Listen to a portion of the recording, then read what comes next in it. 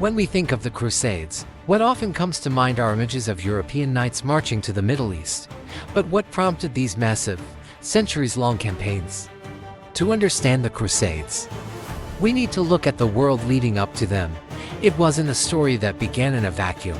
For centuries before the First Crusade was called in 1095, the map of the Mediterranean world had been dramatically redrawn. Starting in the 7th century, Islamic armies expanded out of the Arabian Peninsula, conquering vast territories that were once predominantly Christian. This included the Holy Land, Egypt, North Africa, and even Spain. These were not peaceful migrations, they were military conquests that fundamentally changed the balance of power. Life for Christians in these newly conquered lands became increasingly difficult. While sometimes tolerated, they often faced heavy taxes, legal restrictions, and periodic persecution.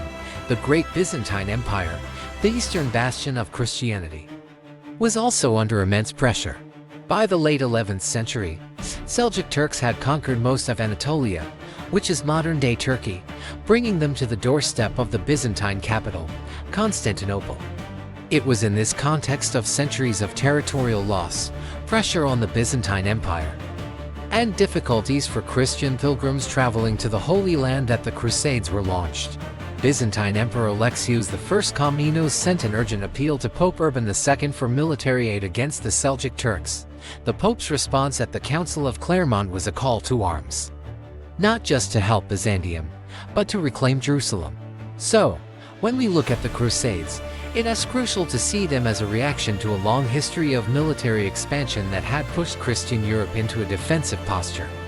It was a complex series of events, driven by faith, politics, and a desire to push back against what they saw as an existential threat. This historical context is key to understanding one of the most consequential chapters in world history.